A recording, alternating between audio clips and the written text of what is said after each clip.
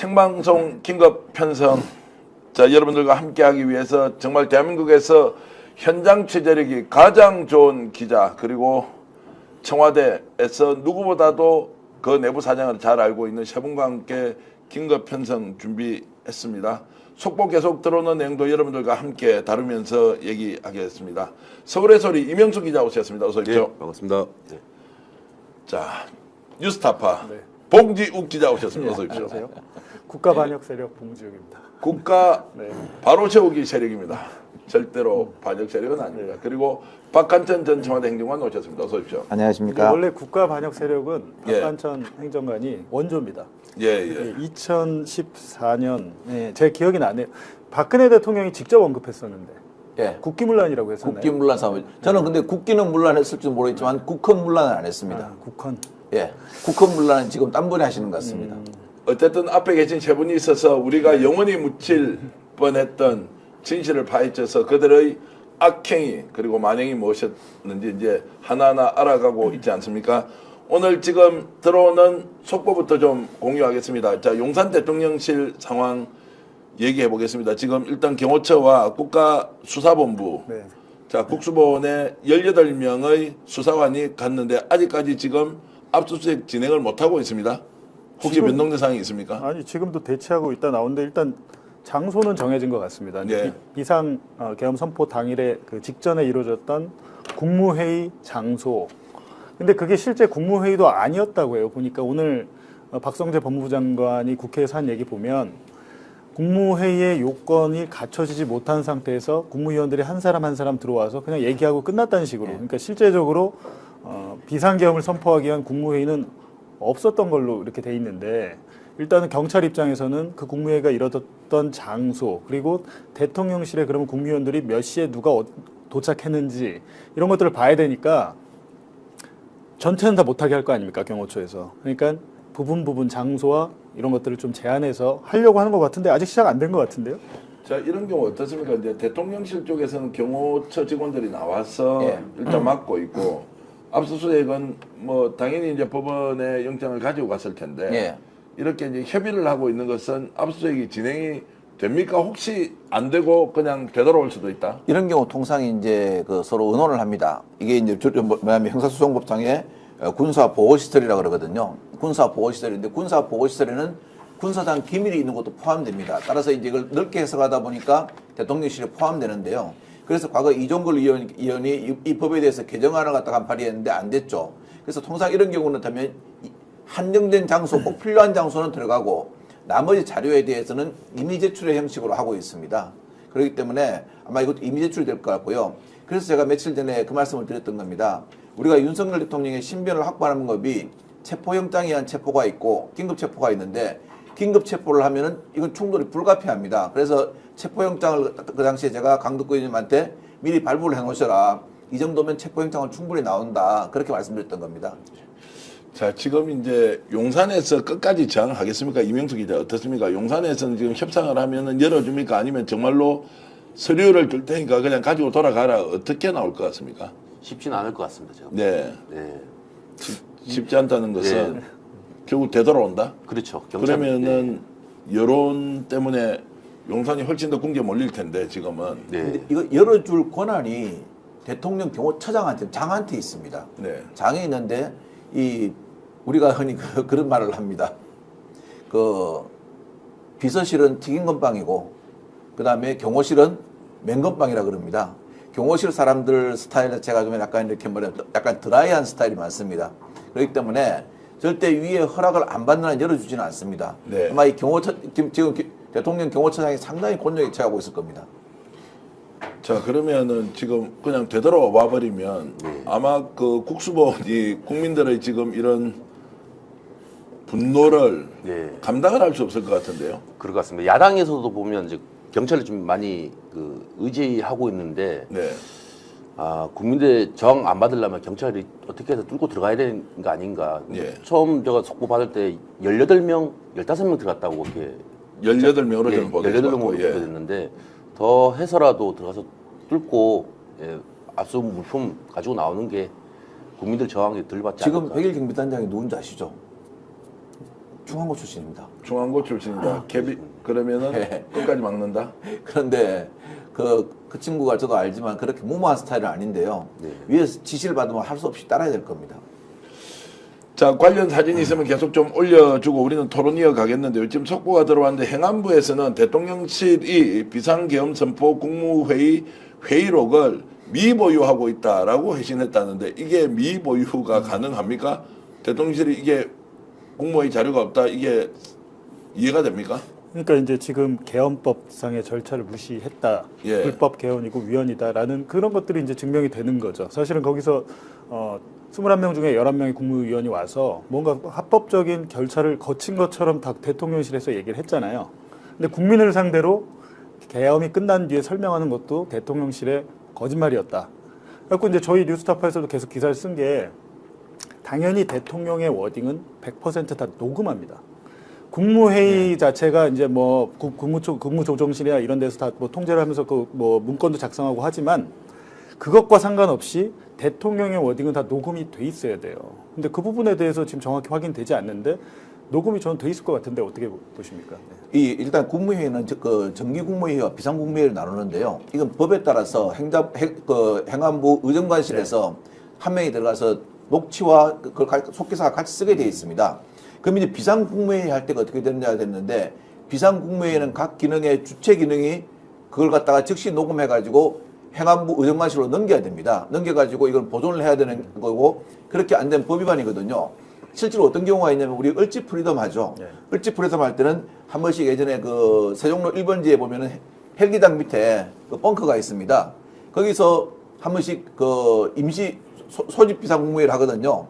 그때도 그 당시에 그 뭐 발동한 곳에서 다 녹음을 해가지고 다 넘깁니다. 이게 없다는 건 말이 안 되고요. 그리고 오늘 제가 국회 그 대정부 질문 답변을 보면서 국무회의가 아니고 그냥 회의다 이렇게 이야기하는 일부 의원들이 있더라고요. 이거 제일 비겁한 겁니다. 왜냐하면 국무회의를 들어갔다 그러면은 거기에서 서명 날인한 국무위원들은 이건 내란죄 책임을 져야 됩니다. 적어도 내란죄 제3호 사건, 즉 5년 이하의 징역 사건인 부화내동에는 포함되거든요. 중요 임무냐 부화내동이냐 문제인데 부화내동에는 포함되는데 지금 이 배가 침몰하니까 전부 다 탈출하려고 국무회의 자체를 부정하면요. 이거는 나라 아닙니다. 자, 그러면 실제 국무회의가 없을 수도 있다는 이런 추론이 가능한데 서류가 없다는 거 아닙니까? 그거는 제가 볼 때 박성재 법무장관 입장에서 예. 국무회의가 있었다. 그리고 크게 반대하지 않았다. 그러면 동조 세력으로 몰릴 수 있잖아요. 예. 그래서 나름대로 머리를 쓴 게 아닌가. 라는 생각이 드는 거죠. 그렇죠. 국무회의 아닙니다. 이거 그냥 우리끼리 모여서 우려를 다 표했습니다라고 돼 있는데 말이 왜 다르냐면 조태용 국정원장은 뭐라고 했냐면 한 2명 정도는 반대하는 얘기를 들었다. 예. 나머지 다 찬성했다는 거 아닙니까? 사실상. 적극 찬성이냐 소극 찬성이냐 이거일 뿐이지 조태용 원장은 국무위원도 아닌데 그 자리에 배석을 했거든요. 조태용 원장이 한 얘기랑 오늘 박성재 법무부 장관이 한 얘기가 완전히 다른 얘기 아닙니까? 이거 지금. 네. 네. 그리고 포고링을 만들 때는요. 강요 중에 적어도 4명은 거기에 서명 날인을 해야 됩니다. 국무총리, 법무부 장관, 행안장관, 국방장관은 서명 날인을 해야 됩니다. 네. 이 서명 날인을 하면요. 지금 제가 그래서 여기에 우리나라 법에는 아직까지 내란죄에 대해서 저번에 그 전두환 판례가 있더라고요. 전두환 판례에서 못 봤는데 서명 날인하는 사람은 단순 부안해동으로 볼 수 없다는 그러한 해외 판례는 있습니다. 그러면 이거는 뭐냐면은 무기나 7년 이상의 징역에 처한 아주 무거운 사건이 돼버리는 거거든요. 그러니까 저 머리 좋으신 분들이 지금 어떻게 하면은 나는 빠져나갈까 이 생각만 하고 있는 것 같습니다. 자, 그러면은 존재를 하는데 없다고 지금 우기는 것이냐? 국무회의 자료가 지금 없다고 합니다. 그러면 국무회의를 열지 않았거나 열었지만 이 서류가 없다고 하는 것이거나 둘 다 문제긴 한데 자, 이게 그러면은 적법성 문제로 연결되기도 하고 이걸 벌써부터 증거인멸을 하고 있다라고 하면 더 큰 문제가 되는데 이 상황에 대해서 가만히 그냥 쳐다보고 있어야 됩니까? 아니면 끝까지 이것을 찾아 나서야 합니까? 어떻게 해야 합니까? 없을 리가 있겠습니까? 예. 예. 아직까지 기회를 보고 있는 거예요. 제가 볼 네. 때는요. 이제 그 말씀은 의도적으로 지금 자료를 안 내놓고 아니죠. 아직 있다. 좀 대치기를 좀 기회를 좀 잡고 있는 거 아닌가. 예. 끝까지 이렇게 버팅기면서 있다가 예. 기회를 좀 노리지 않을까. 저는 뭐 이런 쪽으로는 좀 전문가는 아닌데 예. 김건희나 그 흐름들을 좀 제가 좀 보고 있는데요. 예. 아직까지도 친윤들이 지지 세력들이 오늘 보니까 대통령실에 또 하원까지 깔고 그러는 게 또 기사가 됐더라고요. 예. 아직까지도 김건희 고모도 또 좀 그 친윤 유튜버들한테 그 돈을 줘가면서 김건희 고모 목사 말씀이죠. 예. 예. 김혜선 목사 네. 예, 아직까지 움직이고 있더라고요 보니까요. 한동훈 뭐 인정 못한다 아직까지. 예. 자, 그러면 김건희 이야기를 했으니까 바로 질문을 좀 드려보겠습니다. 지금 여전히 건재하다 아니면은 굉장히 극도의 불안 상태에서 병원에 입원할지도 모른다라는 이야기 극과 극의 이야기가 지금 나오고 있는데 어떻게 파악하고 계십니까? 제가 그 김건희가 이제 갖고 있는 전화기가 2대 있어요. 네. 예, 제가 대선 전부터 이제 통화하면서 2대를 제가 알고 있었는데 한 대는 없애버렸더라고요. 없는 번호로 나오더라고요. 최근에 보니까. 그리고 자주 통화하는 전화기는 지금 꺼져 있는 상태고 또 다른 폰으로 좀 하고 있겠죠. 두 번째 이제 텔레그램을 탈퇴했던 것 같더라고요. 네. 예, 제가 며칠 전에 뭐 뉴스 기사에서 텔레그램을 새로운 계정으로 바꿨다 이렇게 기사 나오길래 제가 진짜 저하고 이게 제가 좀 뭐 좀 보낸 메시지가 있는데 삭제가 돼 있는 거예요. 진짜네? 탈퇴했네? 네. 예, 그래서 제가 포스팅 해가지고 좀 제가 또 어디 SNS에 올렸더니 이제는 이제 그 아예 텔레그램을 탈퇴했더라고요 보니까요. 텔레그램을 안 쓰고 있다. 요게 더 이제 정확한 얘기인 것 같고요. 제가 취재한 내용 설명을 드리면 아마 한 달 반 정도 전부터는 예. 휴대전화를 바꾼다고 했지 않습니까? 그때 대통령 윤석열이 쓰고 있는 지금 일종의 소통 방식이 텔레그램에서 다른 걸로 바뀌었습니다. 그게 제가 이제 용어는 알고 있는데 뭐 그 부분은 예. 워낙 극비리에 쓰고 있는 사람들끼리 쓰고 있는 이제 통신 수단이어서 시그널 아닙니까? 정확하게 아시네. 저만 알고 있는 줄 알았는데. 시그널 같은 경우는 이제 해외의 탐사보도 기자들이 예. 거의 다 텔레그램 안 쓰고 시그널 씁니다. 그리고 진짜 해외 탐사보도 기자들 제가 얘기를 들어보니까 진짜로 무슨 마약 조직이랑 싸우고 이러더라고요. 마약 조직이랑 싸우다가 마약 조직한테 총을 맞고 죽습니다, 기자가. 예, 예. 그래가지고 이 기자가 취재하던 것을 뭐 여러 개 한 대여섯 개 나라의 그러니까 탐사보도 네트워크가 있어요. 예. 한국에서는 뉴스타파입니다. 예. 세계 탐사보도 이 조직에서 한국을 대표하는 건 뉴스타파라서. 근데 이제 저희가 이제 해외에서 정말 야 탐사보도 기자들이 우리는 그냥 말로만 이렇게 하지만 정말 그 러시아나 특히 이제 좀 민주주의가 안 이루어진 나라에 있는 기자들은 정말 목숨 걸고 취재하죠. 죽는 사례도 많고요. 와, 근데 대부분 다 시그널 씁니다. 봉 기자 대단하시네요. 그게 시그널이라는 이거 단어를 쓰기가 쉽지 않은데 그런 거 어디서 취재? 저희도 시그널을 씁니다. 쓰지만 윤석열이 이제 시그널을 쓴다는 건 아는 사람이 잘 네, 없다고 저는 생각을 하는데 물론 뭐 소통하는 아주 극소수의 멤버들이 쓰고 있는 통신 수단인데 자 지금 김건희 이야기를 하고 있습니다. 지금 현재 김건희는 건재하다 이렇게 이제 보고 계신 거죠. 그렇죠. 예. 기회를 노린다니까요. 기회를 노리고 있다. 예, 그러면 그렇죠. 지금 윤석열이 움직이고 있는 일거수일투족에 대해서 네.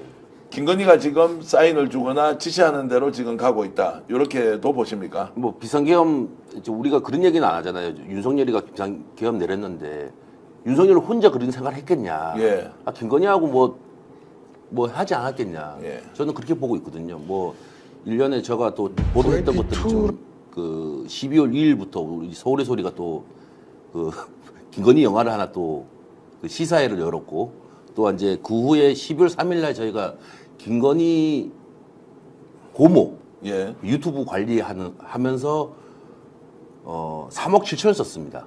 자기 육성이 있습니다. 제가 예, 취재한 거 있는데 그거를 보도가 앞두고 있었습니다. 예, 예. 네, 그래서 그 보도 앞두고 나서 저는 또 아침에 또 그날 12월 3일 계엄 날 아침에 압수수색을 당했고 그 다음에 또 이제 저기 비상계엄이 선언이 되었고 되고 예.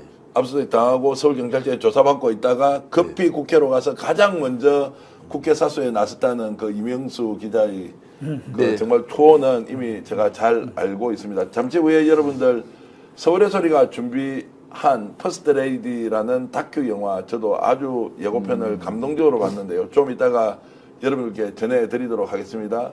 그저께 방송부터 저희들이 내보내고 있는데요. 아, 그러시군요. 반응이 상당히 좋고 동시 접속 한 2만 명이 보고는 야 영화 정말 좋겠다, 예매하러 가야 되겠다 이런 이야기를 하면서 응원을 많이 해주시던데요. 그 잠시 후에 보기로 하겠습니다. 김건희가 여전히 건재하다. 예. 자 그러면 지금 현재 탄핵 국면에서 헌법재판소로 가자. 자진하야는 없다. 자, 이런 그렇게 할 부분도 겁니다. 김건희가 사실상 의사결정을 하고 있다고 이- 보면 됩니까? 이 김건희 씨나 최순실 씨나 이런 사람의 특징을 보면요. 그 자기가 내세운 권력자가 있죠. 지금 윤석열 대통령이고 앞에는 박근혜 대통령이었죠. 그 사람은 제껴져도 소위 말하는 그 사람은 죽어도 나는 살 수 있다는 것을 가지고 있습니다. 네. 그러면 내가 살 수 있는 건 뭐냐? 내가 가지고 있는 돈과 조직이다. 그러면 이거는 언제든지 재건이 가능하다 이런 인식이 딱 박혀 있고요. 김건희 여사 같은 경우는 실은 껍데기부터 정신까지 모든 걸 갖다 본인이 스스로 바꾸고 위조하고 개조한 사람 아니겠습니까? 지금 김건희 여사 입장에서는 제가 보니까 도 아니면 모식으로 나가는 겁니다. 왜냐하면은 자기가 했다고 자기가 뒤에서 윤 대통령을 조절했다 하더라도 책임은 윤 대통령이 지는 것이 자신이 지는 게 아니거든요. 실은 이미 김건희 씨와 윤 대통령은 어떤 부부로서의 신뢰관계랄까요? 이런 것은 저는 지금 없다고 봅니다. 없다고 보는 상태에서 김건희는 자신만의 성을 쌓기 위해서 제가 얼마 전에 말씀드렸지 않습니까? 2024년도 신심청전은 신봉사가 윤 대통령이고 밴더검이 김건희고 그 다음에 심청이가 한동훈이라고요. 그러니까 밖에 나가서 신봉사가 노름하고 술로 돈을 다 탕진하고 왔으니까 밴더검은 심청이 팔아야 됩니다. 신봉사 꼬셔가지고요. 그 심청이 파는 겁니다. 한동훈 욕을 그렇게 하면서도 결국 한동훈을 앞세워가지고 벗어나려고 하지 않습니까? 또 한동훈은 어떻습니까? 용왕님하고 결혼하려는 그 욕심 때문에 인당수에 그냥 뺑덕어머니 꼬시니까 바로 빠지지 않습니까? 물론 결혼 못하죠. 용왕이 있는 게 아니고 그 인당수 밑에는 커다란 바위가 있어가지고 거기에 머리 부딪혀서 바로 죽어버리니까요.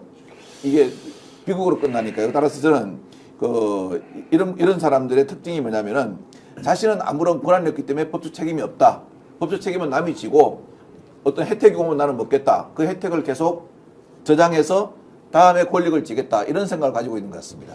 지금 이제 김건희가 실제로 움직인다는 것, 혹시 이제 봉 기자도 취재를 많이 하시니까 이명수 기자께 같이 한번 여쭤보겠습니다.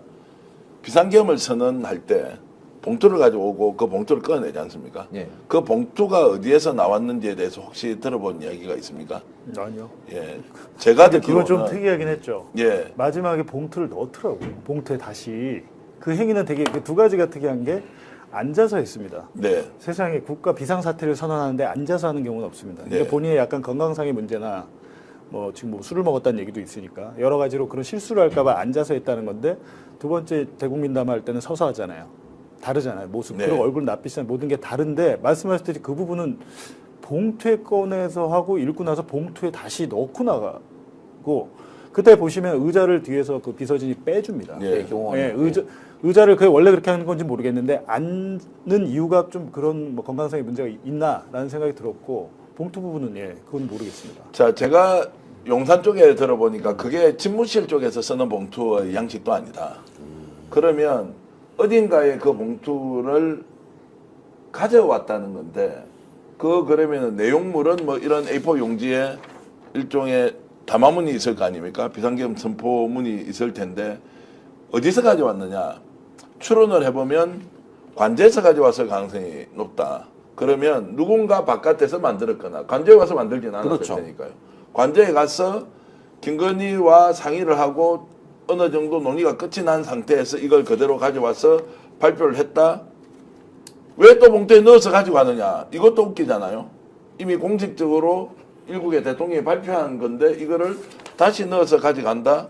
이것도 잘 이해가 안 된다라는 이제 얘기가 많아서 그렇습니다. 의외로 어제부터 이제 터져 나오기 시작했습니다. 윤석열의 단독 범행이라고 생각을 많이 했는데 아니 그럴 겨를이 없었죠. 알고 보니 이것도 김건희가 깊숙이 개입돼 있는 것이다. 그럼 김건희를 결정한 또 그 결정의 출발 지점은 어디냐? 이제 이것은 또 수수께끼처럼 남아 있습니다. 그래서 평소에 김건희를 집중적으로 대한민국에서 취재하면서 가장 많이 알고 있는 이제 이런 국면에서 왜 김건희가 직접적으로 개입해서 비상계엄까지 가서 살상까지도 가능한 계획에 추인을 했느냐 이게 의문입니다. 예, 저는 좀 아직까지 저희 보도 때문에라고 생각 안 하는데 뭐 윤석열이가 물러나고 그러면 김건희가 개입한 것들이 좀 많이 나올 것 같습니다. 저희가 이제 보도 앞둔 것 때문에 좀 그날 뭐 지금 보도되는 것도 보니까 한 7개월 전부터 비상계엄 준비했다 그런 얘기는 있었는데 여름부터요. 예, 여름부터 이렇게 했는데 부랴부랴 좀 한 것 같은. 저도 아침에 또 경찰 쪽에 압수수색이 있었는데 경찰들도 이번에 보니까 경찰청장하고 서울 그 경찰청장 예, 지금 이제 김복순장. 다 개입돼 있지 않습니까? 예. 제가 이제 보도를 앞두고 또 우리 영화 시사회도 이루어지고 김건희가 제일 싫어하는 게 자기 보도 나오는 것들. 제가 이제 이모 김건희 이모하고 1년 6개월, 7개월 동안 이제 관계 맺으면서 꾸준히 만나면서 이제 좀 취재한 것들이 꽤 많거든요. 그래서 시리즈도 또 나가려고도 준비도 하고 있었고 그래서 좀 부랴부랴 이게 비상계엄 하지 않았을까 저는 그렇게 추론하고 있고요. 네. 제가 그 비상계엄 이제 터지고 나서 한 이틀 있다가 친인척한테 메시지를 보냅니다. 아니 자기네하고 생각이 틀리고 비판하는 세력한테 어떻게 비상계엄령 내릴 수 있냐. 만약에 이게 성공됐으면 비상계엄령이 성공됐으면 난 지금 교도소에 있었을 거다.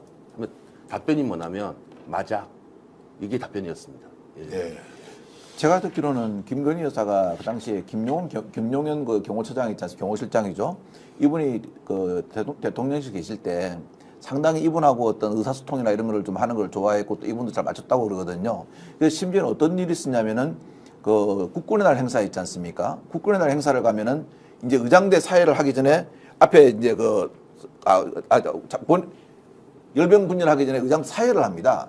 사회를 할 때 보면은 김용현 국방장관이 대통령한테 설명을 하는데요. 김건희 여사는 밑에 딴 것을 보고 있습니다.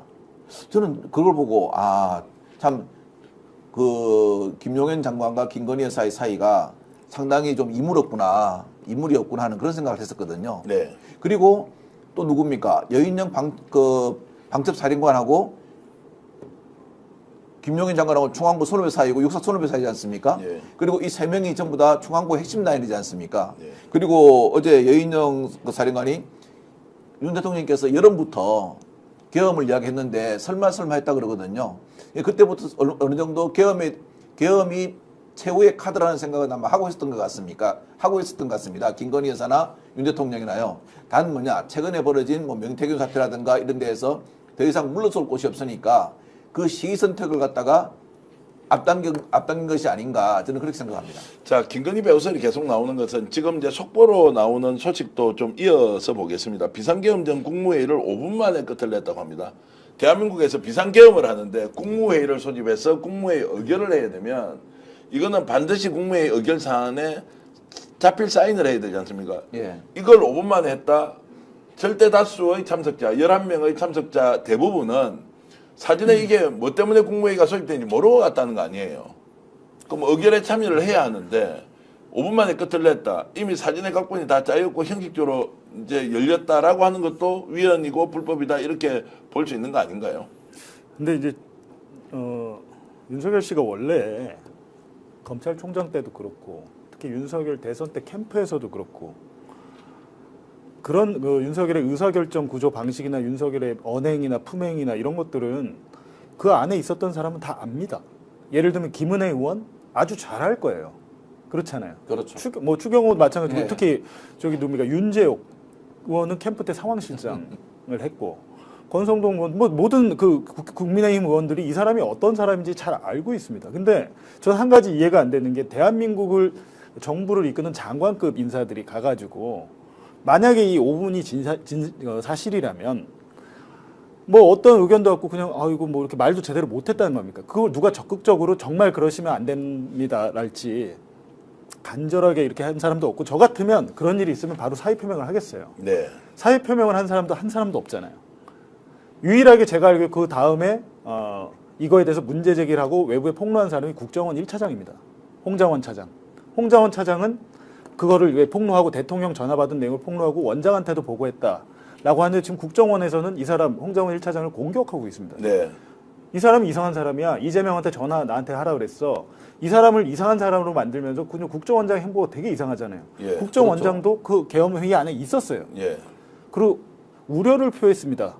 자기는. 그리고 반대한 사람은 2명 정도 있었습니다. 이게 국정원장 워딩입니다. 이게 KBS와 인터뷰한. 근데 우려를 표했는데 무엇에 대해서 우려를 표현지가 없어요. 네. 이게 되게 중요한 지점입니다. 예를 들면 계엄 비상계엄을 선포하려면 조건이 몇 가지 있잖아요. 국가 비상사태가 맞냐? 예. 라고 하면 국가 비상사태라는 것은 정말 저 북한이 우리를 쳐들어오려고 하냐? 아니면 사회적으로 어떤 세력들이 뭐 전복을 하려고 하냐? 이런 판단을 할 때 거기서 국무회의에서 맞습니다라고 그런 상황이 있습니다라고 확인해주는 위치는 딱 3명 있습니다. 국정원장, 국방부 장관, 행안부 장관이에요. 네. 근데 이 사람이 아니 별일 없습니다. 평온한 상태예요. 그러면 이거 계엄 자체가 뭐 국무회의가 무슨 의미가 있었겠는데 네. 제가 볼 때는 이분들 적어도 3명은 동조를 하거나 다른 국무위원들한테 그런 상황이 있습니다. 그러니까 얘기를 했다. 그래서 국정원장이 우려를 했다는 부분은 계엄 선포에 대해서 우려를 했다라고 저는 생각하지 않고요. 지금 국가 비상사태, 국가 사회적으로 우려가 있다. 상황이 우려스러운 상황이다라는 얘기를 한 것 같아요. 네. 근데 그런 것들을 5분 만에 다 했다고 저는 그거 믿기지는 않네요. 자, 그렇게 했는데도 대통령이 이제 밀어붙이고 갔다. 그러면 거절한 사람이 있으면 회의록이 존재할 텐데 회의록이 없다는 것은 이미 증거인멸을 시도해버린 거고 시간도 5분이니까 대통령이 알아서 다 한 것이다라고 하면 거기에 참여했던 장관들은 다 빠져나갈 수 있는 길을 터줬으니까. 근데 대통령실의 해명이 계속 거짓인 게 예. 홍정원 1차장한테 전화해서 이번 기회에 다 싹 잡아들여. 예. 나중에 홍정원 차장은 정치인들 잡아들여라는 의미로 들었다 이렇게 예. 했는데 대통령실에서 뭐라고 그랬습니까? 간첩들 잡아들여라는 얘기였다. 이게 무슨 말장난도 아니고 대통령실의 해명은 그러니까 5분이라고 그러는데 만약에 대통령실에서 녹음을 안 했다면 전 장담하건대 11명의 국무위원 중에 반드시 1명은 녹음을 해놨을 겁니다. 그래서 이제 증거인멸을 시도하면서도 부끄러워하지 않고 이게 새빨간 거짓말인 줄 다 알면서도 왜 이러느냐. 결국 재판 가서 보자. 그때 그렇죠. 증거 없다. 이게 이제 핵심 아닌가요? 국무회의가 있고 없고 있지 않습니까? 이것은 윤 대통령의 내란죄 우두머리로서 처벌을 한 데서 가장 중요합니다. 국무회의가 말 없었는 데 있지 않습니까? 국무회의가 성립 안 되는 국무회의인데 대통령 혼자 밀어붙였다. 이건 딱 떨어지는 제가 보니까 내란죄 우두머리로 처벌받거든요. 네. 그렇기 때문에 거기 있는 장관들이 지금 국무회의가 없었다고 함부로 5분에다 함부로 말할 수 없는 게 함부로 말해버리면은 대통령을 갖다가 내란죄의 우두머리로 딱 지목하는 게 돼버립니다. 네. 딱 떨어져 버리면 후퇴할 길이 없거든요. 그러니까 자꾸 말을 흐리는 건데요. 제가 보기로는 이런 상황 정도면 누군가 한 명은 핸드폰으로 녹음을 했거나 하는 경우가 있었을 겁니다. 자, 여러분은 지금 생방송으로 보내드리는 긴급 편성 대통령실에서 경찰과 경호처 간에 정말로 대치 상황이 이루어지고 있습니다. 압수수색 영장을 집행하려는 경찰 국수본과 그리고 용산 대통령실의 반대가 지금 있으면서 지금 제대로 압수수색이 이루어지지 않고 있습니다. 그리고 지금 속보 들어온 거 하나 더 말씀을 좀 드리겠습니다. 자, 대통령실에서 실제로 국무회의가 열렸는데 그 자료가 없다는 거 하나. 두 번째는 시간이 5분밖에 걸리지 않았다라고 하는 것이 지금 전해지고 있는데 과연 이것이 어떤 의미인지 여러분들과 함께 계속 따져봐야 할 것 같습니다.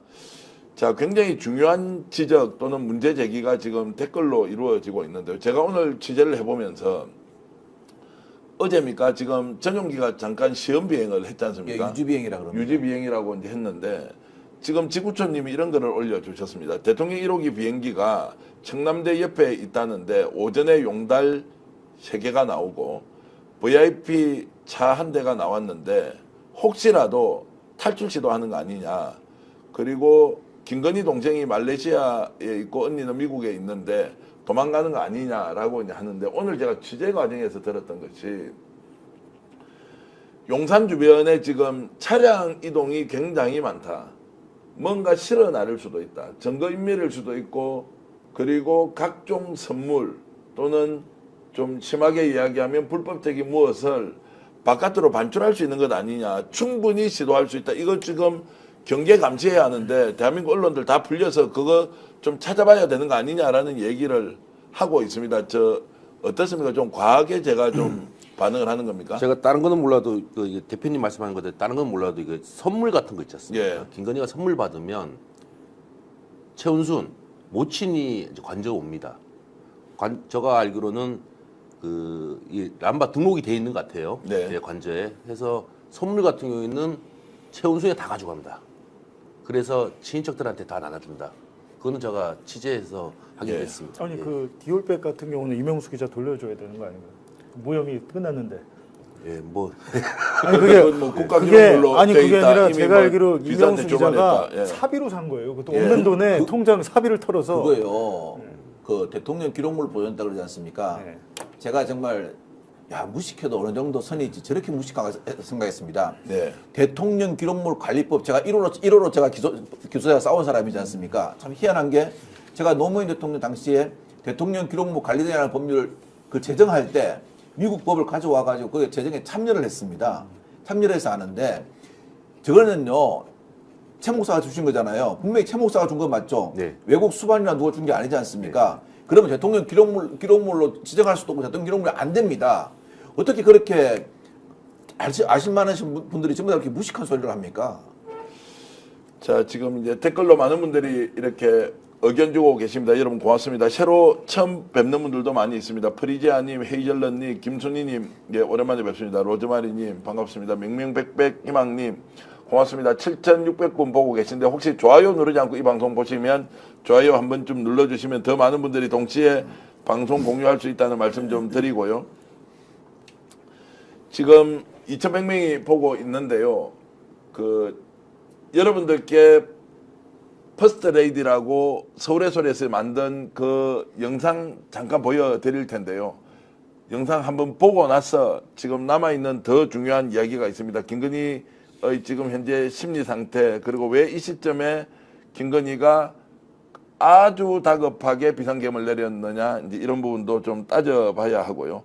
실제로 인명살상까지 염두에 두고 접근한 거 아니냐라고 하는 것은 현장에서 이 정권을 가장 깊이 있게 취재한 기자들을 통해서 확인시켜 드리겠습니다. 자, 먼저 서울의 소리가 다큐 영화로 만든 그 퍼스트 레이디라는 예고편을 좀 보시겠습니다. VIP2라는 거 들어봤냐고. 김건희 여사를 이야기하는 겁니까? 그러니까 걔네들은 VIP2라고 이야기한대. 윤석열이 대통령이라 생각 안 해요. 그 바보는 그 식인들 하는 꽁또각시고. 저는 이미 다 김건희한테 지배되고 있다고 보여집니다. 인정 욕망이라고 생각합니다. 남들한테 주목받는 자리, 인정받고 사랑받고 관심받는 자리를 원했기 때문에 계속 올라갔다.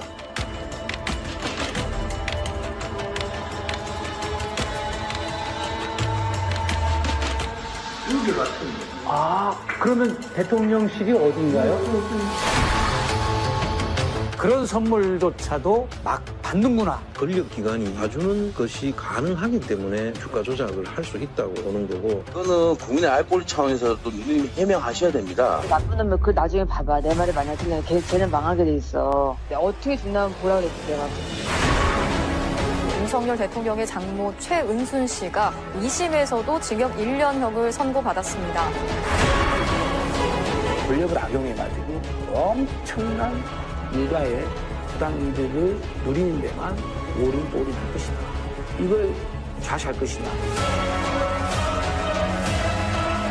김건희가 완전 남자고 성렬이는 완전 여자다. 내가 정권 잡은 거기는 완전히 무사하지 못할 거야. 자, 아주 감동적인 다큐멘터리가 될 것 같은데, 제가 저 퍼스트 레이디라는 다큐 영화 최초 제안자가 봉주 기자, 그리고 실제 제작 참여의 핵심적인 역할을 이명수 기자가 했다고 하는데, 그러니까 설명 좀 해주시죠. 2022년 3월 9일에 선거가 있었잖아요. 네. 제가 이제 JTBC를 나온 게 2022년 10월에 이제 사직을 했는데 한 달 정도 휴가 기간이 있어서 9월 달이었을 거예요. 2022년 9월. 그러니까 정권 출범하고 사실은 취임하고 한 4개월 정도 됐을 텐데, 그때 당시에 이제 이명수 기자를 대선 끝나고 알았어요. 사실 제가 이명수 기자를 대선 전에 알았다면 참 아쉬운 마음이 있어서 뭐 만나서 이제 그 이후로 자주 봤는데 얘기를 하다가 제가 어떤 이제 영화 제작자랑 얘기를 하다가 아니 그 이명수 기자 7시간 녹음 파일도 사실 제대로 안 알려지지 않았냐. 그리고 제가 볼 때는 이 김건희 이분은 계속 사고를 칠 거다. 그리고 이분에 대한 실체 규명은 계속 안 할 거다. 왜냐면 살아있는 권력 때문에 안 할 건데 좀 길게 보고 다큐멘터리 하나 제작하면 뭐 K-팝, 뭐 K-푸드 많잖아요. 제가 볼 때 김건희란 이분은 K-퍼스트 레이디다. 그래갖고 제가 원래 처음 제안을 한 것은 K-퍼스트 레이디였습니다. 예. 그 제목을 해서 만들어보자라고 했을 때, 근데 그럼 어떻게 하냐라고 그랬을 때 가장 이제 핵심적인 거는 그때 당시에는 이명수 기자의 7시간 녹음 파일이어서 제가 그 제작자를 이명수 기자를 소개를 해줘서 같이 만났습니다. 네. 그 이후에 해서 이제 서울에서 백은종 대표께서 투자를 결정하고 또 여러 가지 했는데 제작자 입장에서도 무섭잖아요. 그렇게 해가지고 사실은 여러 가지 장치를 만들어놨어요. 왜냐하면 이게 막 검찰 수사나 경찰 수사나 아니면 국세청 조사나 들어올 수 있어서 새로운 회사를 따로 만들었는데 그때 당시에 이 새로운 회사의 등기 이사를 뭐 해야 되고 감사도 임명해야 되는데 굉장히 애를 먹었어요. 그래서 최초 기획 제안서에는 이제 제가 감독이었고 새로운 회사를 만들었을 때 등기 이사를 막 구하느라고 그 제작자가 굉장히 힘들었죠. 근데 그 이후에 서울의 소리에서 만나면서 또 투자를 받고 문제는 영화를 다 만들었는데 배급이 안 되는 겁니다. 배급. 네. 그랬다가 이제 다음 주에 이번 주죠? 네, 내일이죠. 내일. 내일. 내일 개봉. 내일이 개봉된 날이에요. 예, 지난주 12월 2일 날 예. 계엄령 선포하기 전날 12월 2일 날 그때부터 일주일 동안 시사에 전국 각각 돌았고요. 예. 영화관도 개봉하는 데가 지역별로 조금씩은 있더라고요. 조금씩 있는데 지금 언론들도 관심 되게 많더라고요. 예. 뭐 야마를 그냥 1000만 관객, 뭐 이제 흥행 예. 한국 영화 나왔다, 뭐 그런 식으로 제목도 달고 좀 뭐 중앙에서도 매경이고 좀 기사 안 쓴 데가 없을 정도로 좀 많이 그 보도되고 있는데요. 저도 시사회 때 봤는데 네. 다큐멘터리인데 대표님 한번 보셔야 되겠지만 예. 재밌습니다. 예. 다 아는 내용이긴 하지만 일반 시민들은 모르는 사람들이 많을 거 아니에요. 예. 함축적인 것, 비리들 뭐 그런 것들은 이제 다 함축적으로 했는데 영화가 굉장히 잘 만들었더라고요. 저도 꼭 볼 거고요. 예. 지금 서울에서는 어디 하고 지역별로 이제 다 나와 있더라고요. 네, 지금 개봉관을 지금 배급사 쪽에서 더 이제 확보하려고 그러는데 다큐멘터리다 보니까 한계가 좀 있긴 있어요. 예. 그 상업 영화에 좀 밀리는 게 있는데 지금 뭐 오늘 그 스픽스 보시는 이제 예. 그 영화 극장 뭐 대표님도 뭐 CGV, 롯데시네마 뭐 또 한 군데 또 어디 있죠? 메가박스. 예, 메가박스. 예, 이렇게. 관계자분들 좀 지금 국민들 관심이 많으니까 이 영화가 좀 영화관 확보 좀 많이 해주셨으면 좋겠습니다. 알겠습니다. 저게 이제 퍼스트 레이디, K 퍼스트 레이디로 시작했던 김건희와 관련된 이런 이제 비사, 그것이 실제로 국정에 어떻게 영향을 미쳤는지 이제 따져 보고 있는 것이니 꼭 좀 관람해 달라는 부탁이 말씀드리고요. 근데 그게 왜 중요하냐면요. 영화관 입장에서는 관객들이 찾아봐야 그 상영관을 유지하는 거예요. 지금. 예, 이게 무슨 뭐 헐리우드 블록버스터가 아니기 때문에 개봉하는 첫 주에 관객이 얼마나 모이냐가 다음 주 상영관의 개수를 정합니다. 네. 그래갖고 이제 저희가 오늘 이 얘기를 좀 해야겠다고 한 게 결국에는 지금 12.3 내란 이 사건도 근본적인 바탕에는 김건희 사건입니다. 이게 모든 시작이 그렇잖아요. 이건 네. 윤석열 본인의 뭐 개인적인 문제가 아니라 이 국정 운영이 이렇게 힘들어지고 한 것도 결국에는 그 집안 김건희와 최은순 여사 문제의 그 사법 리스크나 이런 것들 때문에 특검을 계속 거부하고 야당과 대치하고 이런 문제가 누적돼서 쌓인 거기 때문에 제가 볼 때 이 퍼스트레이디란 영화가 그렇다면 윤석열이 이런 미치광이 행동을 왜 했냐라는 것을 보면 그 근본에는 김건희가 있는데 지난 2년 6개월간 김건희가 어떤 행동을 했냐를 보면 아 이렇게 이어지는구나 라는 생각을 아마 하실 수 있을 것 같습니다. 네. 제가 하나 덧붙여 말씀드리면요. 2019년도에 윤석열 검사가 서울중앙지검장 하다가 검찰총장 내정자로 내정이 되죠. 그때 부장검사 54명이 한꺼번에 사표를 낸 적이 있습니다. 저는 그때 이제 이 김건희 씨가 주요 검사들 보직 인사에도 참여를 하는구나 하고 생각됐던 게 그 사표를 낸 그 부장검사 중에서 한 2명은 오리지널 윤석열 검사의 측근이었습니다. 근데 저 밀려가서 사표를 냈더라고요. 그래서 제가 전화를 했죠. 아니, 너 윤 검사장이 지금 총장 간다는데 당신 왜 지금 사표 냈냐라고 하니까 저한테 딱 한마디 하더라고요. 아무리 윤석열 밑에서 일하고 능력을 인정받고 측근이라도 단 하나의 요건을 갖추지 못하면은 윤석열 총장 밑에서는 좋은 보직을 받을 수 없다 그러더라고요. 그 하나의 조건이 뭔지 아십니까? 여사합니까? 예. 여사 사모님한테 가서 형수님이라고 부를 수 있어야 된다 그러더라고요. 아하. 근데 자기는 하는 말이 뭐 어떤 뉘앙스에서 하는 말인지 모르겠지만 저 사람의 전력을 알고 있는데 내가 그래도 명색이 검사인데 어떻게 저 사람한테 내가 형수님이라고 호칭을 하느냐. 차라리 그냥 변호사 해가지고 앞으로 그냥 편안하게 살란다 이렇게 하면 나가더라고요.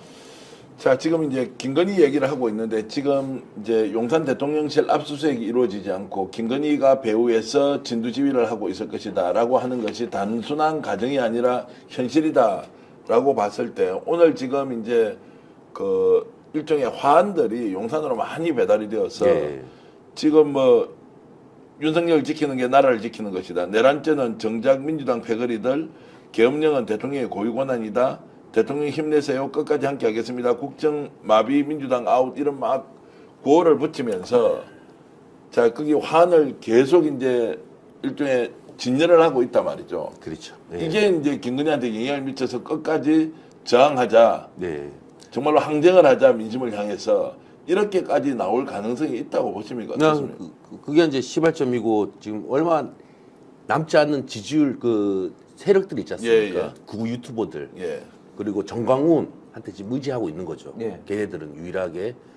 제가 최근에 계엄령 선포되고 나서 이틀 있다가 국힘당 그쪽 중진 의원이죠.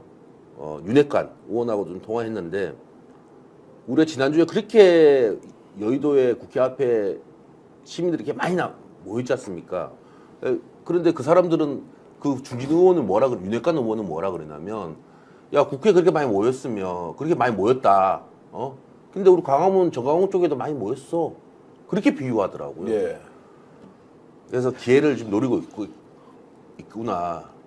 어떻습니까? 이제 이렇게 되면 진짜 내전 상태로 갈 수 있다. 아니면 저 사람들이 폭력을 행사한다거나 이런 방식으로 저항을 한다. 네. 집단적 행동이 좀 심상치는 않습니다. 이걸 어떤 식으로든 제압을 해야 될 텐데 어떻게 보십니까? 근데 저는 지금에 와서 김건희가 할 수 있는 일이 뭘까 싶어요. 그냥 끝까지 이제 원래는 정상적인 사람이라면 김건희 여사가 뭐 대국민 사과를 하고 무릎을 꿇는다든지 이런 행위를 할 텐데 그런 일을 하지는 않을 텐데 그렇다고 해서 어떤 세력들을 움직여서 뭐 내란을 또다시 일으킨다거나 뭐 분란을 또 조장한다거나 할 수 있는 상황은 아닌 것 같습니다. 지금 왜냐하면 거리에 나온 시민들의 면면을 보면 고등학생, 대학생들이 나오고 있습니다. 그렇습니다.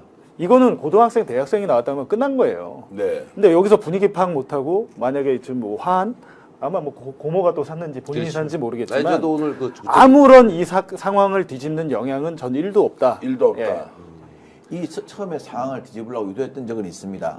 처음에 이제 그 비상계엄이 무산됐죠. 네. 무산되고 난 다음에 국힘에서 막 그 같이 반대했지 않습니까? 그때 국힘당 당사 쪽으로 사람들 시위대가 많이 몰려갔습니다. 그때 실은 약간 폭력을 유도하면은 아직까지는 군의 자기 라인들이 살아있기 때문에 이 사회 물리를 상대로 그 이유로 해가지고 다시 한 번 더 그 뭐 비상계엄이라든가 이런 것들 각종 조치를 통해서 할 수 있다고 생각했다는 제보도 있었습니다. 근데 지금은 이미 이제 그 시기는 지나간 것 같습니다. 저희가 경찰에 있거나 민정에 있을 때 가장 우려하는 세력이 세 가지가 있습니다. 거리에 나왔을 때 가장 우려되는 것은 10대 후반, 20대 초반 학생입니다. 그 다음에 넥타이 부대입니다. 그 다음에 더 우려하는 거는 지금 나오죠. 학계, 각종 학계에서 들고 일어나는 거 있지 않습니까? 네. 이걸 이 정도 됐으면요 이미 끝난 겁니다. 이건 빨리 그 체포영장을 갖다가 받아놔가지고 언제든지 집행할 수 있는 태세를 갖춰놔야 됩니다. 지금 이 순간에도 혹시 김건희 그거 유튜버 보면서 이게 탄핵이 정당하다, 부정선거 여전히 그것은 불법이었다 이렇게 생각을 하고 있습니까? 아까 말씀을 하셨습니까? 자, 정보보고가 올라오면 네. 대통령이 어떤 걸 더 믿느냐? 네. 그러니까 어디서 지금 그거는 들어보신 겁니까? 뭐 이제 국정원 최고위층한테 확인을 해서 뭐 이름을 쓸 수는 없으니 국정원 고위 관계자 정도로 오늘 여기 나오기 전에 이제 기사를 썼는데 네. 누구나 다 그렇게 의심은 했는데 국가정보원이라는 곳이 우리나라의 모든 뭐 대북 정보나 해외 정보, 뭐 국내 정보까지 모이는 곳인데 이분의 판단은 그거예요. 이분은 이제 윤석열 대통령이랑도 통하거나 독대하시는 정도의 위치에 있는 분입니다. 근데 네. 이분의 진단은 국가정보원이 보고하는 정보 보고보다 유튜브의 말을 더 믿더라. 예를 들면 부정선거 같은 거 있잖아요. 부정선거라는 것은 지난 21대 총선에 2020년에 민경우 의원이나 이런 양반들이 뭐 개표 조작을 했네, 뭐 서버에 이거를 서버를 뭐 확보해서 보면 알 수 있네 하는데 기본적으로 말이 안 되는 게 우리가 전자투표하지 않잖아요. 종이 투표합니다. 종이 투표해갖고 실질적으로 뭐 소송이 걸리고 하면 재검표를 하잖아요. 네. 재검표가 돼서 뒤집힌 적은 한 번도 없어요. 실제 지금도 다 보관하고 예. 있죠. 예. 근데 난 왜 이런 주장을 하나 이해가 좀 처음엔 안 됐죠. 왜냐하면 대선을 자기가 이겼잖아요. 예. 0.73%를 앞섰는데 이겼음에도 불구하고 그 부정선거라는 미신을 믿는 걸 보니 이상하다라고 생각이 들잖아요. 근데 이미 이분은 대통령 후보가 되기 전부터 2020년 4.15 선거는 부정선거라는 확신이 있었던 것 같은 게 저희가 계속 보도하지만 후보 때 이미 본인이 유세 현장 연설에서 부정선거 하는 것들 가만히 두지 않겠다고 얘기를 합니다. 그때 말했던 것들 여러 가지 우리가 보면 시그널들이 있었던 거예요. 신호. 근데 우리는 그거에 대해서 이 사람이 역시 검사 출신이라 시원시원하게 말 잘하네, 세게 하네 라고 이제 좋게 넘겼던 거죠. 근데 그렇게는 당선이 되니까 유세 현장에서 말했던 거 그리고 캠프에서 저질렀던 일들을 지금 실행하고 있는 거죠. 지금. 근데 그런 것들을 봤을 때 당장 이제 참담한 것은 뭐냐면 어떤 정말 정치적인 목적이 뭐 있었겠지만 어떤 우리가 봤을 때 합리적이고 뭐 세세한 준비를 했다든가 원인 파악을 해야 되는데 제가 볼 땐 딱 두 가지입니다. 술하고 유튜브. 술하고 유튜브. 대통령이 있지 않습니까? 대통령이 되면 반드시 봐야 돼, 아침에 확인해야 되는 게 있습니다. 즉 각종 아침에 보통 한 5시에서 5시 반 정도 전후에 보면은 청와대에 어떤 보면 군 사이카도 가고 막 이렇게 백차가 왔다 갔다 하고 합니다. 그게 뭐냐면은 각 정보기관에서 그날 아침에 정보보고를 올립니다. 가장 중요한 정보를 올리는데 보통 A4 용지에 약 한 13포인트, 5포인트로 해가지고 한 5 내지 6매 간단하게 올립니다. 그것만 해도 15매죠. 그 다음 그걸 꼭 봐야 되고 두 번째는 뭐냐면은 각 수석실에서 언론 보도 요약보고라는 걸 올립니다. 요거 두 개는 여태까지 어떤 대통령도 국정에 거의 손을 갖다가 놓다시피 했던 박근혜 대통령도 꼭 보았습니다. 그런데 특히 저는 한 가지를 좀 정보 보고 관련돼 가지고 깜짝 놀랐던 게 정보 보고서에서 SRI라는 보고서가 있습니다. 특별 요청 보고라고 하는 보고서가 있거든요. 그거는 이제 어떤 사안에 대해서 정보기관에 오다를 줍니다. 수보고권자가 이런 거에 대해서 보고해 보시오 그러는데 그게 당사자와 그 보고받는 게 윤통이죠. 보고받는 사람이 내가 생각했던 거하고 다른 거 보면 안 읽어본다고 그러십니다. 이 SRI를 안 읽어본다는 것은요, 국정 운영 안 하겠다는 말하고 똑같은 겁니다. 근데 생각보다 더 심각하게 지금 다시 되돌아보니 국정 운영 안 한 것 같고 술은 엄청 마셨고 일정이 안 돼가지고 정말로 그 다음날 행사 취소를 하고 가지도 않고 그리고 또 오늘 아침에 보도됐던 거 어제 저녁에 노영희 변호사가 단독 보도 아십니까? 네, 맞습니다. 자, 가짜 지금 사이카들이 먼저 가고 진짜 사이카들은 뒤에 오면서 그러니까요. 교통 엉망으로 만들고 용산 쪽에서 이런 짓을 했다는 게 이게 납득이 안 되는데 그 노상에 있는 경찰들은 얼마나 고생합니까? 빨리 나와야 200근무가 해제될 거 아니겠습니까? 이제 또 제가 그 노영인 변호사님 그 방송 보고 또 경찰 쪽에 좀 취재를 해보니까 해보니까 야 경찰들 큰일 났다. 이거 허위 보고로 했을 거 아니야? 그렇죠. 넘었을 거 아니야? 그 걱정하는 경찰도 있더라고요. 허위 보고에 대한 걱정. 그렇죠. 아니 출근했어. 출근했는데 그 문서로 적었을 거 아니에요. 그 가짜란 말이에요. 그게. 이제 그걸 이제 우리가 200경호 보고서라 그러거든요. 대통령 노상에 있는 가는 경호 보고서를. 그러면 지금은 그 한남동에서 용산을 이동해야 되니까 노상경호를 해야 될 거 아니겠습니까? 그러면 200경호 동원 인력이 있습니다. 몇 시부터 몇 시까지 언제 동원하고 이게 전부 다 지금 조작된 거 아닙니까? 네, 그 허위 또 문서를 그러면은 지금 그 옛날에 이태원 때 이 보고서 잘못한 사람을 다 형사입건 됐지 않습니까? 그렇죠.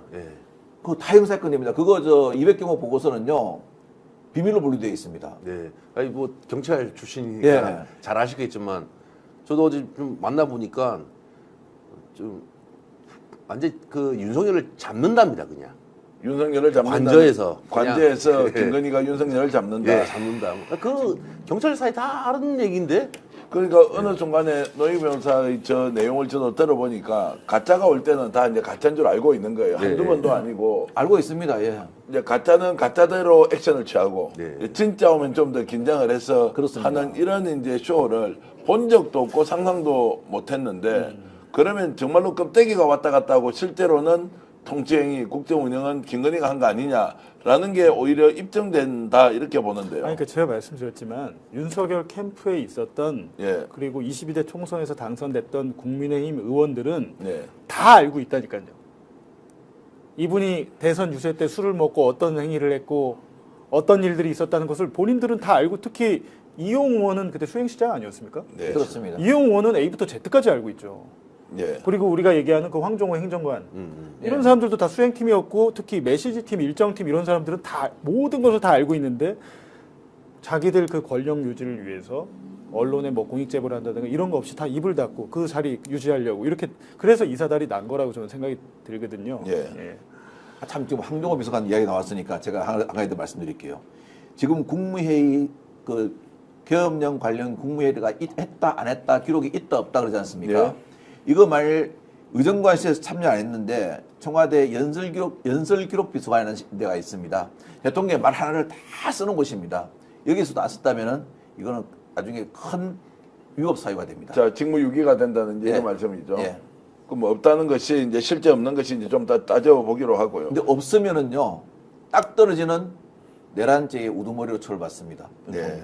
저는 그 윤석열 정부가 망가진 이유가 이렇게 붕괴되는 이유가 그 구구 유튜버들 그 시청 예. 그게 큰 원동력이다 생각. 아니 이 기자님 대통령이 아까 제가 말씀드린 그 보고서를 갖다가 네. 꼭 봐야 될 보고서만도 하루에 100페이지가 넘는데 네. 천공 유튜브를 볼 시간이 어디 있겠습니까? 저는 그거 본다고 이야기 들었을 때 근데 천공 같은 경우는 기가 차더라고요. 제가 볼 때 지금에 와서 보면 천공은 약간 본인이 그냥 본인을 너무 과장한 거 아닌가? 천공은 그렇죠. 아니고요. 근데 예를 들면 지금 이제 구구는 아니지만 보수 유튜버 중에 KBS YTN의 진행자로 가신 분들은 실질적으로 대통령이 즐겨 본 것 같고 그거 말고 그거보다 더 나아간 극우 유튜버들에 대한 내용을 저도 뭐 K 뭐 유튜버 이야기 들었습니다. 예, 그러니까 똑같이 실질적으로 한 행동을 보면 그렇잖아요. 지금 이게 계엄이 선포되고 나서 예를 들면 권순일 전 대법관이 그 체포 명단에 왜 들어갑니까? 그럼 언론이 뭘 잘못 썼냐면 야 권순일 대법관 이 사람은 김만배 화천대 의회에서 고문으로 근무를 했고 그 전에 2019년에 경기도지사 이재명이 공직선거법 위반으로 재판을 받을 때 2심까지는 이제 그 도지사직 상실형이 나왔는데 3심 대법원에서 권순일이 살려줬어. 그때 김만배가 로비를 했어라는 게 대장동 사건의 내용이었어요. 근데 들어있죠. 지금 그 수사가 시작된 지 3년이 넘었는데 거기에 대한 증거는 단 하나도 안 나왔습니다. 근데 올해 3월에 제가 그저께인가요? 처음 권순일 대법관한테 전화를 한번 해봤습니다. 전 처음 통화한 거예요. 그래서 근데 이분은 저를 잘 아시더라고요. 이제 제가 대장동 사건 보도를 많이 했으니까. 그래서 이런저런 얘기를 나누는데 올해 3월 16일인가에 서울중앙지검 반부패 수사 3부가 갑자기 권순일 전 대법관의 자택과 사무실을 압수수색합니다. 휴대전화와 PC 전체를 가져갔어요. 근데 그러면 우리는 50억 클럽이니까 50억 클럽 수사를 했나 보다. 아니에요. 권순일 전 대법관의 다른 변호사법 위반 다른 혐의에 대해서 검찰이 자기가 그걸 수사를 못하니까 경찰에 내려보냈다가 작년 10월에 사실상 제가 또 취재해보니까 검찰은 무혐의라고 봤어요. 네. 무혐의라고 봤는데 이걸 어떻게든 검찰이 야 송치해라고 해서 이 사건이 작년 10월에 반부패부로 다시 갔는데 그거를 갑자기 6개월, 5개월 있다가 뜬금없이 총선을 앞두고 이분을 덮친 거죠. 압수수색을 통해서. 근데 지금 보니까 권순일이라는 사람이 전 대법관이 왜 체포를 했어야 되냐 보면 극우 유튜버에 권순일이 지목됩니다. 맞습니다. 2020년 4.15 부정총선의 수계로 권순일 그 대법관이 당시에 그렇죠. 중앙선거관리위원장이었습니다. 위원장이었죠.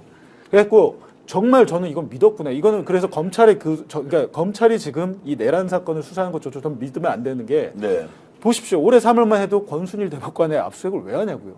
분명히 위에서 오더가 있었을 것으로 보이고 권순일 대법관의 폰이나 이런 것들을 확보해서 야, 이 사람 올해 또 선거하니까 장난을 쳐서 우리가 질 수 있겠다. 선거를 했는데 참패했잖아요. 108석 겨우 얻었잖아요. 그러니까 윤 대통령 입장에서는 당연히 윤석열 생각에서는 선관위가 또 장난쳤구나. 특히 어디 무슨 얘기를 하냐면 사전투표 얘기를 많이 했습니다. 예. 구구 유튜버도 사전투표.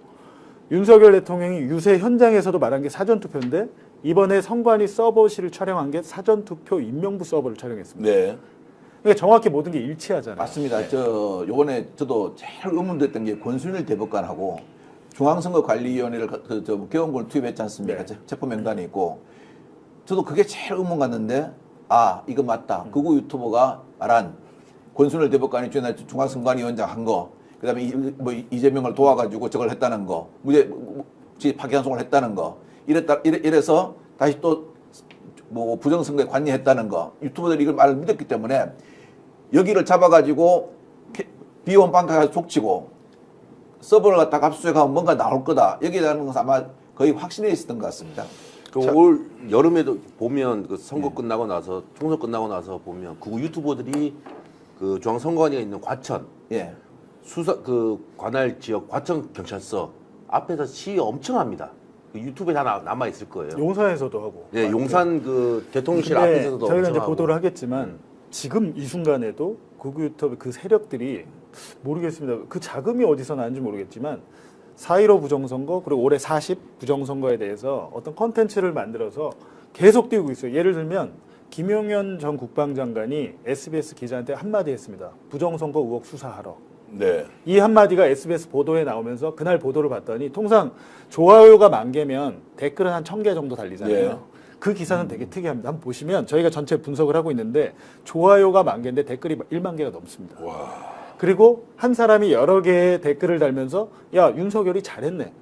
이런 부정선거 의혹이 있으면 샅샅이 조사해서 국회를 해산해야지 라는 계엄을 비상계엄과 내란을 옹호하는 댓글들이 쫙 깔려서 야 이건 조직이 쪽으로 움직이고 있구나 라고 하는데 지금도 그게 지금 퍼지고 있습니다. 두 가지로 한번 나눠서 보겠습니다. 자, 부정선거와 관련된 이 말도 안 되는 주장하는 유튜버가 있음으로써 이번에 탄핵 국면에서 사실상 국민의 힘을 절멸시킨다.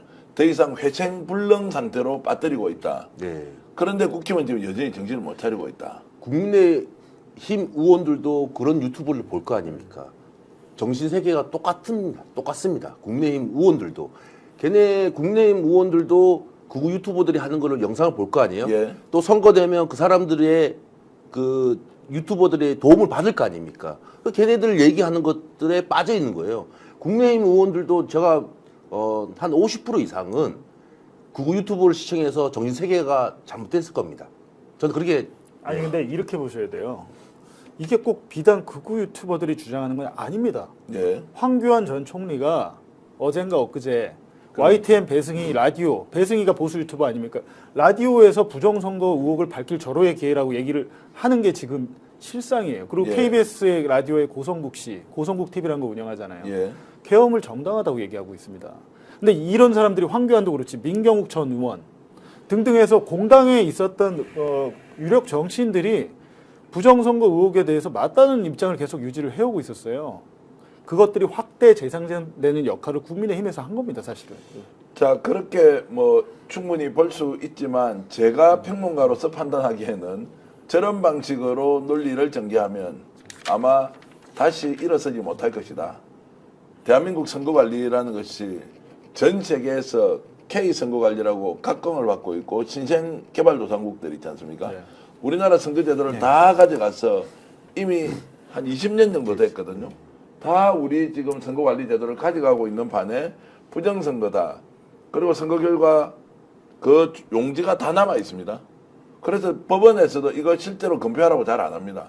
결과가 뻔하기 때문에 안 봐도 다 알기 때문에 이걸 이제 부정선거라고 외치고 있는데 이것이 실제 국민의힘을 다시 살릴 수 있는 그 원천적 기회를 차단하는 것 아니냐라는 생각이 저는 들고요. 자, 그러면서 국힘이 이제 기회를 잃고 있는 것이고, 두 번째는 지금 이 순간에도 그러면 윤석열, 김건희는 그거 유튜버들이 주장하는 걸 그대로 믿고 항전하고 싸우고, 자, 헌법재판소까지 가자. 그러면 이길 수 있다. 네. 다시 내가 돌아오면 지금 기소돼 있고 구속돼 있는 사람 다 사면해주자. 이것도 그러면 단순한 가정이 아니라 실제 그렇게 될 수 있다고 믿고 지금 실행하는 것이다라고 봐도 됩니까? 물론입니다. 예. 그래요? 네. 아니, 저 말이 맞습니다. 저는 답변이 예. 너무 아주 심플해서 예, 듣기는 뭐, 좋은데 예, 확실할 겁니다. 네. 그래요? 그 기획으로 갈 겁니다. 지금 이제 걔네 구구 유튜버들 그 시민단체 정강훈이 예. 정강훈이 같은 경우에는 솔직히 시민사회 수석이 정광삼이가 자주 만나지 않았습니까? 그러니까요. 부르면 바로 온다 하지 않습니까? 그래 그때 범어사 갔을 때 예. 왼쪽에 앉아 있는 사람이 누굽니까? 저 박근혜 띠르부속실장에 있던 그저 뭐 그것도 갑자기 정호성 비서가 정호성. 예 네. 자호성 우광삼이었지 않습니까?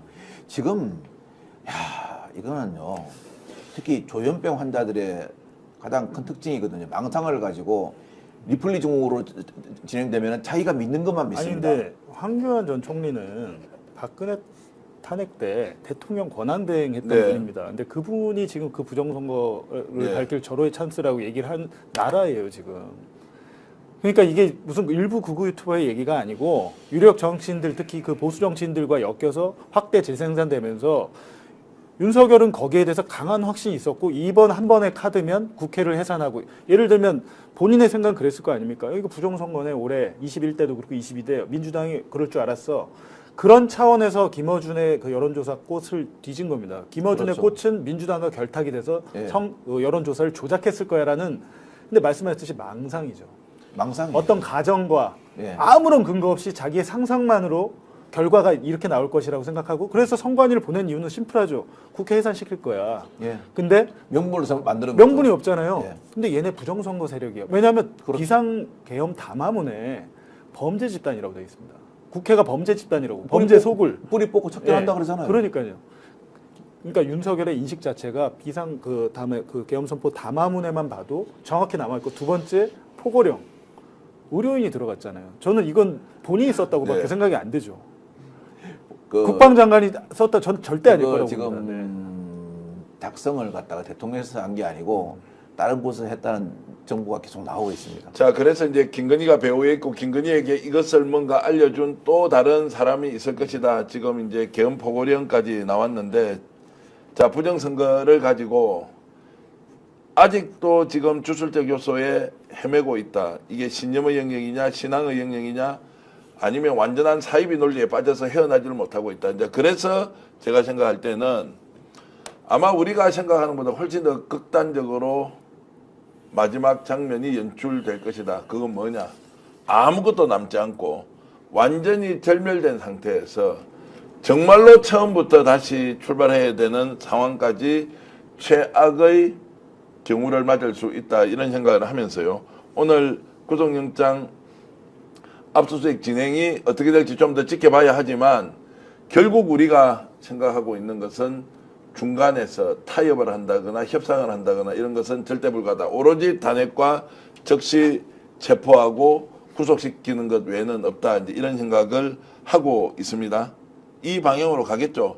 마지막으로 질문 하나 드리겠습니다. 이번 주 토요일 날 네. 통과됩니까? 안 됩니까? 탄핵 의결. 저는 항상 저는 정상적이면 탄핵되는 건데 네. 지난주에 그 탄핵 불발돼가지고 예. 불결돼가지고 좀 국민의힘 의원들이 이제 쓴맛 좀 많이 봤을 겁니다. 예. 예. 저는 뭐 이번에 만약에 또 불결시킨다면 국민의힘 그냥 해체될 것 같습니다. 제가 그렇죠. 예. 자, 그럼 통과된다 그런 들어 분위기입니다, 보시죠. 지금. 예. 통과된다고 보시고 통과된다고 보시는 거죠. 근데 제가 드리고 싶은 말씀은 탄핵은 시간 문제일 것 예. 같아요. 이번 주든 다음 주든 될 텐데 예. 제가 저나 뉴스타파가 가장 우려하는 부분은 이 수사를 검찰이 주도한다. 네. 저는 이게 가장 우려스러워요. 왜냐하면 오늘 만약에 경찰이 가서 압수수색 제대로 못하고 나오잖아요. 그럼 수사권이 거의 주도가 검찰로 넘어갈 텐데 가장 먼저 김용현 장관의 신병을 확보한 게 그럼 새벽에 1시 반, 2시 반에 중앙지검으로 자진 출석한 게 김용현이 그러면 아무 전화통화도 없이 혼자 갔을까요? 아니잖아요. 그렇죠. 그리고 이 사람이 수사를 받고 조사를 받고 있는데 김용현이 뭐 전화를 2번 바꿨네, 3번 바꿨네. 이 내용들이 거의 실시간으로 언론에 보도가 되고 있습니다. 근데 그렇다면 기자들이 뭘 알아가지고 기자들이 도청을 할 수 있습니까? 내부에서 알려주니까 보도를 하는 거예요. 근데 우리 언론이 검사들, 검찰의 힘을 키워주는 겁니다. 그렇게 해서. 왜 그러냐면 윤석열이란 분이 어떻게 대통령이 됐습니까? 국정농단 특검 수사팀장 안 했으면 대통령 될 수도 없었잖아요. 근데 그때 당시 그 수사 상황이 거의 언론에 실시간으로 윤석열 본인도 그때 수사팀장 본인도 특정 언론에 많은 자료를 주고 했단 말이에요. 네. 그러면서 언론과 밀월 관계를 쌓고 자기의 이제 뭐랄까요 언론에 대한 입지 전쟁, 그러니까 내가 언론을 컨트롤할 수 있다라는 이제 오만에 빠지거든요. 근데 결국에는 지금 마찬가지입니다. 검찰이 수사권과 기소권을 분리하려고 지금 국민들은 야 검찰 너네 문제 있어라고 하는 상황인데 검찰이 지금 대통령을 잡아 가두고 국민들이 박수치고 야 역시 검찰이 잘해. 이렇게 되면 검찰은 하나도 변하는 게 없게 됩니다. 그래서 제가 가장 그 걱정인 거는 경찰도 물론 그렇지만 제일 걱정인 것은 검찰은 이 내란 사건에서 손을 떼라. 왜냐하면 네. 지금 그 특별수사본부 구성원 자체가 한동훈 아니면 윤석열로 다 연결된 사람들이잖아요. 자, 그런 면에서 보면 이제 굉장히 장기전으로 갈 가능성이 높다. 그리고 민주당과 야당이 어떤 역할을 해야 될지 오늘도 국회에서 대정부질이 너무 잘했고 어저께 그리고 오늘 오전까지 있었던 긴급 현안에 대한 상임위 출석, 질의응답 너무 좋았는데 결국 마지막으로는 수사권을 누가 가지고 진두지휘를 하고 국민들이 원하는 방향으로 진실을 밝혀줄 것인가 이 부분 끝까지 기억하면서 여러분들 지켜봐 주시면 고맙겠습니다. 자, 제 오른쪽으로 나가고 있는 광고 좀 해야 되겠습니다.